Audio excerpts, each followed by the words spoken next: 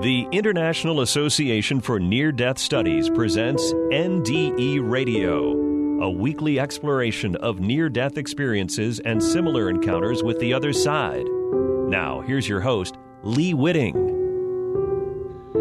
Welcome to NDE Radio, brought to you by IANDS, the International Association for Near-Death Studies. I'm your host, Lee Witting. Our guest today, Paulina Howfield, is Skyping all the way from Australia. For many years, Paulina has been dedicated to spiritual ascension, right brain consciousness, and the healing of the collective. Following an NDE in the 1980s, Paulina developed skills to help others understand life after death, energy and healing medicines, consciousness, and spirituality.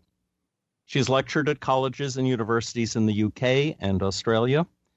Her book, Remembering Isis, Reconnecting the Divine Feminine at the Goddess Temples of Malta, discusses her interactions with the earth energies and cosmic archetypal imprints on the Islands of Malta in the 1980s. Paulina, welcome to NDE Radio. Well, thank you, Lee. It's very kind of you to have me, and well done for managing the lengthy title of my book. It's a bit tricky. Well, I hope to ask you more about the book at the end, but I want to start pretty much with your near-death experience. Now, I understand you were living in a spiritual community in Israel when you had your NDE, and I wonder, would you tell us a little bit about your life in the community and then what happened to bring on your NDE? Okay.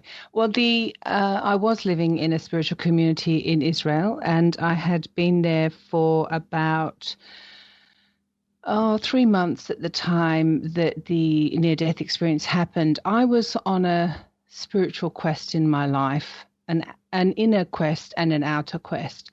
And I had been living in Turkey for about 6 months before I got to Israel. And while I was there, I was spending a lot of time in places where I realized now I was reconnecting with different aspects of spiritual memory and past life memory. So by the time I arrived in Israel, I was fortunate enough to go to this spiritual community. And the spiritual community was an anthroposophical community. It was very much geared towards Rudolf Steiner. The idea of spirit and soul.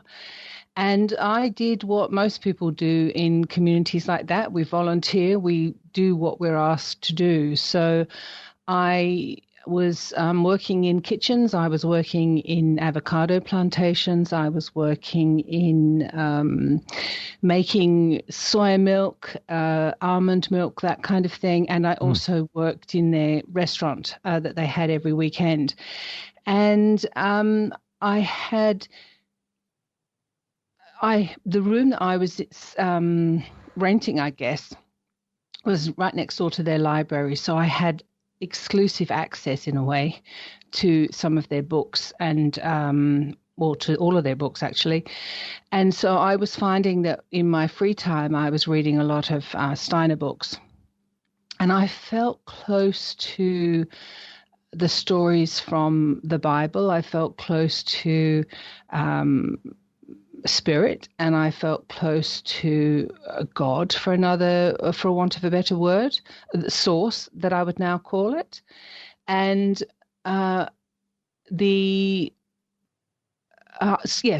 that was happening in my life. And I was aware that I also had something going on in my stomach. And I'd been in Turkey for a period of time. And on the way from Turkey to Israel, I had bought water on the boat, and it turns out that the water was contaminated. So I was thinking that some of what was happening in my body, in my stomach, my pelvic area, was connected to contaminated water. But after a few months, it became clear that it was something else. So I went to see a doctor who then referred me to a gynecologist. And I was told I had a large cyst on an ovary. I was warned to be careful as it could rupture or twist, and that if it did rupture or twist, I should immediately go to a hospital. That would be very serious. Well, apparently, yes. Yeah. And I remember as I left the specialist room, I was thinking to myself, I'm not actually sure how I would tell if a rupture or twist occurred. Like, what would that feel like, and how would I know? And it turns out it wasn't hard to identify that at all. Mm. So at about 10 p.m. that very night, I had a searing pain in my pelvic area and a feeling, well, it was followed by a feeling of something toxic flooding through my body. And I found it very hard to breathe properly, and my body was shuddering. And so I knew instinctively that the cyst had ruptured and that I was also in a dangerous situation and I needed to get to hospital. And I lived in a place where there were other volunteers and not everybody spoke English. And fortunately, the person who was currently sharing a space with me did speak English. She went off to find someone with a car because in a community that I was in, you only had access to a car if you ordered it ahead of time, really. Mm-hmm. She went to find somebody who had a car, and she was directed to the community nurse, and I didn't know there was a community nurse for medical help. And then there was a student doctor who had a car. So the student doctor brought the car around, the nurse came to get me, and then we walked towards the car to go towards the hospital. Wow. And I gather you were in the car when your NDE began? Yes, I was. It took a bit of time to get settled in the car, partly because I wasn't well, but also there was this who should sit where.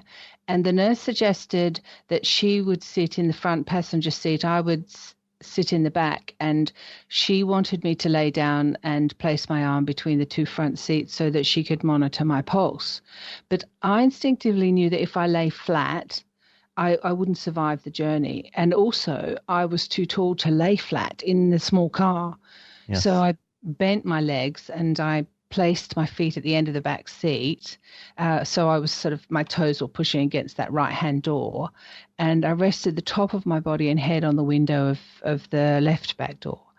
And I remember placing my head against the glass window, and it felt really cool against my face because I was in it was a pleasant sort of feeling against the heat that was rushing through the body. Mm-hmm. And the main hospital that we were heading to was about 30 minutes away. So I just tried to relax. I didn't know exactly what was going on in my body, but I knew that I was pretty clear that the cyst must have ruptured. But I just thought, keep breathing through it and allow these people to get me to the hospital. I do remember that there was a conversation between them about how far the hospital was. Was there somewhere else we could get to quicker? But I just thought I'll let them sort that out. So I had my head resting on the window, and it was nighttime, 10 o'clock-ish, and I was looking up at the stars, and it was beautiful. The stars were it was a clear night. I could see the stars, and I just thought that was really lovely. Shut my eyes to rest. And as I did, I felt the presence and saw the presence of a very big blue eye, and it was shimmering at the top of my head. Mm. And it was beckoning me and sort of pulling me out of my body via my third eye and crown chakra. So I paid attention to it, and as I was focusing on it, suddenly my conscious awareness was outside my body, and I was above the car. And I could see the road from above, and I could see the car moving along the road with 3 people inside it. And inside were the doctor and the nurse in the front, and then my body in the back. Mm. And I could also see the tops of houses in the distance and the junction of interconnecting roads about 3 miles away. So I must have been up a reasonable height. And then I suddenly went higher into the night sky, and I could easily see a large city, which was about 30 miles away, and the roads and houses and trees that were part of it. And then very quickly after that, I became aware that I had moved even further out. I could see many lights and roads and highways and cities all over the planet. Then I could see the curve of the planet. And then I was just as quickly out in space amongst the stars. And I could see other planets. I could hear the sound of what they call the audible live stream, so it was a bit noisy. I could hear wind rushing. And then I was suddenly way out in the cosmos and could see different galaxies. Wow. And then the as I was sort of in a state of wonder, I guess, of that, then there was the element of air whipped through my consciousness. And it felt like it was moving through my physical body, although I wasn't aware that I was in a physical body, if that makes sense. And it took my breath away. And as I was claiming back my breath, the element of fire whipped through, and it felt like it was burning everything away. And then the element of water washed everything clean. That suddenly washed through. And as each of those happened, I guess I felt there was a sense of transformation occurring, or something was definitely occurring if it wasn't transformative.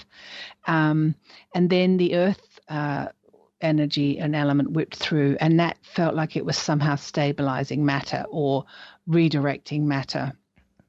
So I felt these elements working with my mind and body to help reconnect with me with who I really am. And as that happened, I realized that we come from the stars. We're made of elements: earth, air, fire, water, and ether. And how these elements come together is part of that geometry of life and is foundation of all things that are created. And so all of these things were happening.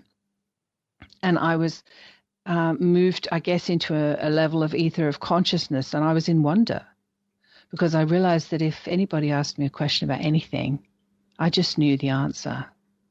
Because I was in a place of being all and nothing at the same time. So I knew things like, without asking questions, that we're not our bodies, we're not our thoughts, and we're not our emotions. We're simply consciousness in matter, and everything is consciousness experiencing itself. With that understanding, I became aware that I was in the light, and that I am, and we all are, that I am the light. And it was bright and powerful and very wise, omnipresent, unconditional, and loving. And the light had a consciousness that was communicating with me both telepathically and via a strong pulse, I guess you'd call it. And I became aware of, like, I was a backpacker at the time, although I've traveled a lot in my life. I guess I didn't really think of myself as a backpacker, but often when you're traveling, you have a bag that you carry, Sure. whether it's on your back or a suitcase. And it felt to me like the identification of who I thought I was like that backpack that you put on your back when you go walking somewhere. And it wasn't me. And it was, if there was anything about me that I needed to let go, it was time to do that. And as I did that, I thought about that. I fully entered white light that was so bright, and I became aware that I was in kind of, best way to describe it would be like corridors of light, and they were part of a great hallway. And there were. Now, were you still in space? Was this part of the space, or were you in a? How would you describe the place you were in at this point? I would the best way to describe the place was that I was in space, and it was like this was in the ethers, in the clouds, in the ethers. So I wasn't walking on clouds, but I was definitely still in space. But there was this, in this consciousness space, there was, in this light, there was like, it was like I could be floating on a sort of cloud base, if that makes sense. Okay. A bit hard to describe because a lot of this whole experience is really not the way that our left brain perceives the world. And so I know when I, afterwards, part of it was trying to integrate things about how we perceive things and how we feel things. So I was in these doorways, in these hallways, and I recognized that they were entrance points to what I would now call the Akashic records. And so there were memories of my soul experiences and information about the real history of the universe. And I sort of moved through these corridors of light, and like felt through doorways. So I didn't actually physically, in my understanding, go through the doorways, but I went through the doorways by like perceiving through the doorways. And I was absorbing these memories and this sense of unconditional love. And I felt I'd come home. It was familiar. I knew it intimately, and that I belonged there. And I wanted to stay and couldn't imagine leaving, but suddenly something pulled on the wrist of the body that I'd left behind. And I arrived back into my body in the car with a jolt. And the nurse who was in the car was trying to take my pulse, and she was in a bit of a panic. And she was telling the driver that she couldn't find my pulse. And he suggested to reach up to my neck and try my pulse from there. And I heard her seatbelt click open. And as she turned in her seat to reach my neck, I took a breath, and the nurse said, "Oh, she's breathing." And the doctor said, "Good. Well, we'll soon be something like good. We'll soon be at the hospital, and they'll know what to do." And so we continued heading on to the hospital, which was then just a few, like literally maybe 2 to 5 minutes maximum away. So you might have been gone for several minutes at least. Yes, it's hard to know exactly, because in a way, if I think about it, in a 30-minute journey, I probably had maximum of 5 minutes in the car at the beginning of the journey, and then maximum of 5 minutes at the end of the journey. So I was gone for anywhere between 5 minutes to 25 minutes. Let me ask you before we move on. When you were talking about the sounds of space, harmonious sounds of space, could you describe that more fully? Well, in some ways, they're not as harmonious as we would think. They're quite discordant. They're loud. There's some videos that people are making now where they are looking out their window or standing in their house, and they're hearing strange noises coming from groves of trees or coming from the land itself. And so it's quite loud. It's like a bonging, crashing noise, almost like cymbals coming together. And it's the sound of, it's the sound of life. It's the sound of how things work together, and not that planets are crashing into one another, but I guess it's the sound of intense vibration. And it's the wind, and everything felt beautiful, and it felt in a way harmonious, but the audible live stream can be very loud, and it kind of a little bit eerie. So even in your spirit body, call it that, or traveling as a soul, you were still in touch with the elements, including the wind, fire, water, and earth. Well, yes, I was, and it was fascinating to me because I didn't feel connected to my body at all, in the sense of I was definitely not in my body, and at that point, I wasn't even aware of how my body was breathing or not breathing or what was happening. So it's that in itself is difficult to describe as well, because since then I've become really aware that to navigate the afterlife, part of the ancient wisdoms from our indigenous and earth cultured and also wise people from the East, all of the cultures that we've learnt things about spirituality and how to connect with the elements. These 4 elements and the ether are really ways to how we navigate the afterlife in order to return back to source. And it also changed my interaction with them. I do healing work and shamanic practitioner work. And so, for example, if I'm using my drum and working with the wind or working with the fire or the different elements, there's a different relationship that I have with them. So over the years, I've come to an understanding that I must have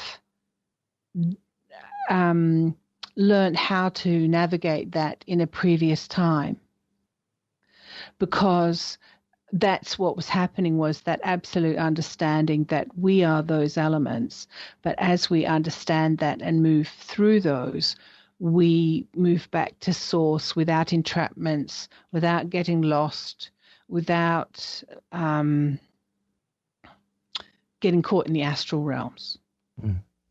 So it's akin to moving through the bardo? Yes, yeah. I think in a previous interview you said that you'd heard a Buddhist monk talk about the four elements, and you connected with what he had to say. That's correct. And I was going to mention that actually, that before I say that, like PMH at water talks about how long it takes things to integrate. And so over the years you integrate things. And I was at a ceremony that Buddhist monks were running, and they then did a talk about the afterlife and death and dying, and it was translated by somebody.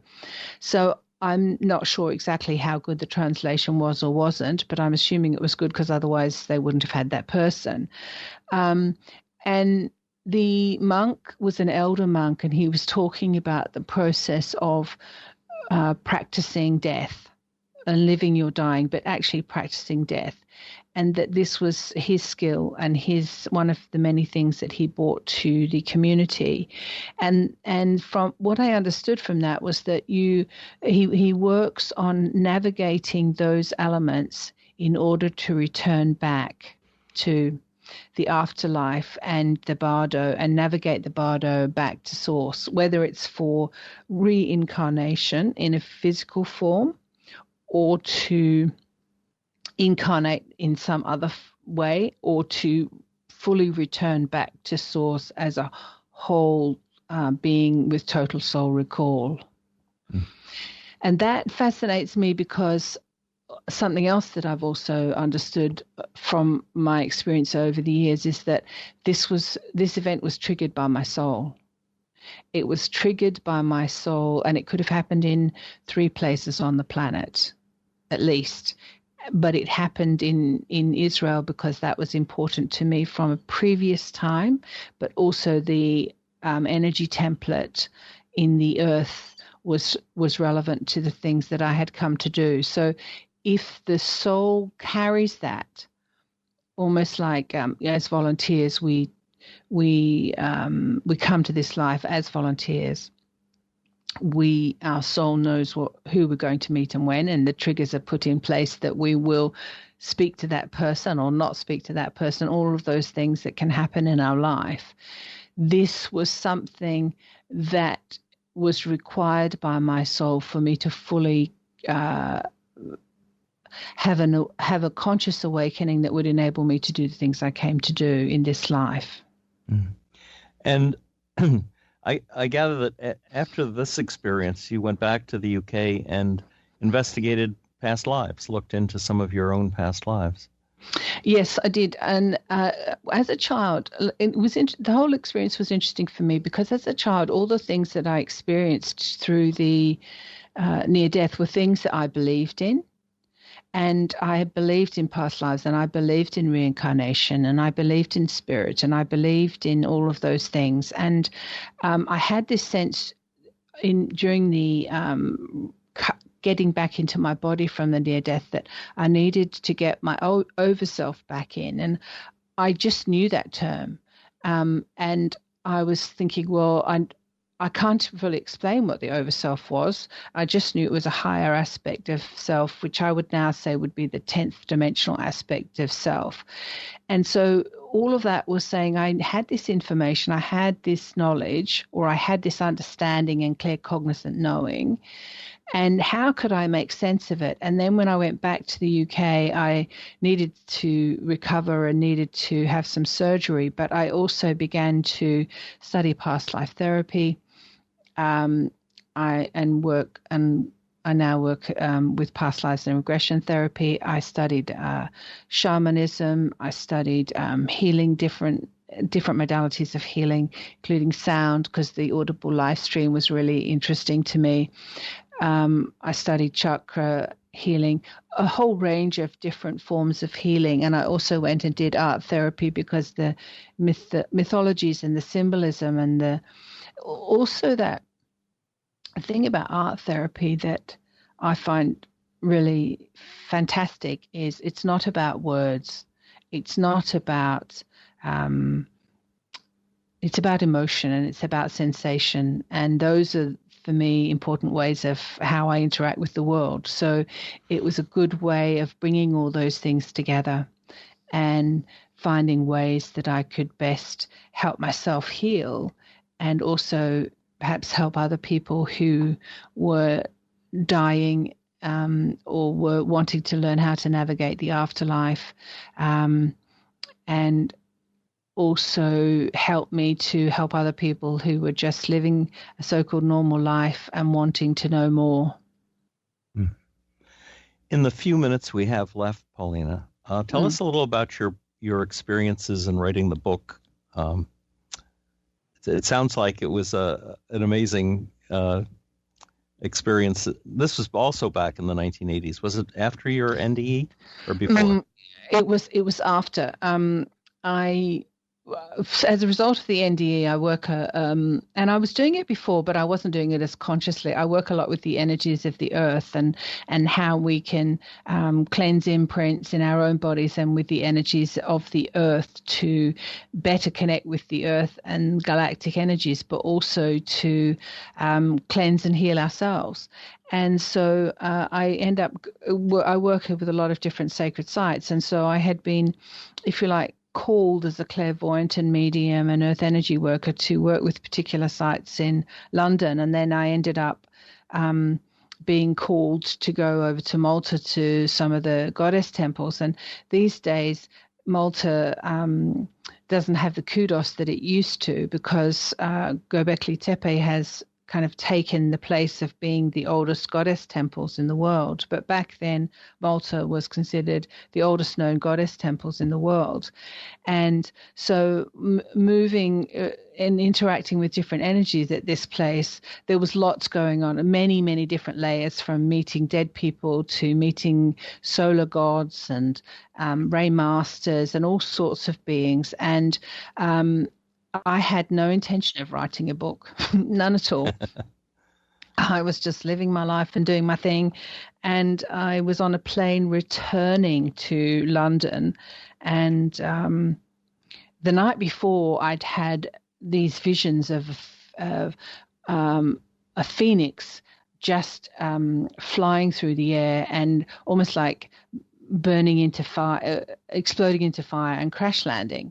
And I couldn't I knew that it was a phoenix, but I wasn't sure if it's symbolic that the plane was going to crash the next day. I was kind of like trying to figure that one out. So I'm sitting on the plane and I was in some quiet space and breathing because I was aware of that energy running through. And I suddenly heard this, and I saw the phoenix again, and then I heard this voice booming in my head saying, "And we want you to write about this." And I was like, really? You want me to write about this? Are you sure it's me you want to write? And well, I can believe it because, I mean, the title alone is intriguing. Remembering Isis, Reconnecting the Divine Feminine at the Goddess Temples of Malta. I mean, it sounds so, can I say romantic? Yes. Well, because not so much in the last 10 years, but previous to that, yes, Isis was very romantic in that sense. So I started writing that sort of, well, as soon as I got back to London, I started putting that together. And of course, it took a while. It also took a while because, well, I'd had those experiences, and I think those experiences are important. I had to figure out, do I write that as a pilgrimage sort of journey? This is what happened on a day-to-day, almost not a diary, but that kind of thing. Or do I write it as a viewpoint of this is spirituality at work? And that took a while to register. And also the templates of the earth were changing because as the divine feminine becomes more as more people become aware of the presence of the divine feminine, that it's like you must experience that in your, well, you not must, you may experience that in your own life, that as things change, the world around us appears to change as well, as changes within us occur. And so it's that there's also a collective shift. And so like when I first started to share some of my experiences, not necessarily talking about the near-death experience itself, but my understanding of consciousness and earth energies. And if I talked about the word energy, people would ask me, well, is that a direct current or an alternative current? In the sense of like a battery or a plug that you put into the wall. And I'd think, I'm not quite sure how to explain that because my physics and science doesn't go there. But now if we talk about energy, most people go, oh yeah, even if they're not 100% sure what that means, they don't have that balk or that sense of let's really try and clarify what energy is now. It's part of an awakening that I think is going on right now. Yes, absolutely. Yeah. Paulina, we are out of time, unfortunately. Tell the audience how they can find your website and a copy of your book if they'd like. Okay, well, you can find my website at matrixharmonics.com, or if it's easier to find it by my name, paulinahowfield.com. They both link together, and you can find the book under my products on the website, and I'm also on Facebook if people are interested in joining me there. And I just would like to thank you and also hope that me sharing something is of use to some other person who's maybe had an experience and is trying to integrate it and find out how it fits into their own awakening. Yes. Well, that's what the show is all about, and I think you've added a lot to it. A very interesting NDE for sure, reminiscent actually of Jung's NDE. There's a lot of similarity to that. Yes, and I'm a fan of Jung.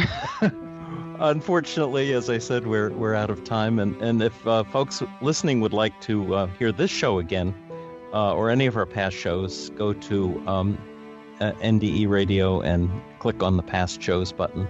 Paulina, thank you so much for being with us, and one of these days perhaps I'll get to Australia, and if I do, I'll look you up. Absolutely. Well, if I'm not there, you will I may find you there where you are before you find me here. Very good. All right. Okay. Thanks again. Thanks, Lee. Lovely to chat. Bye-bye. Bye-bye.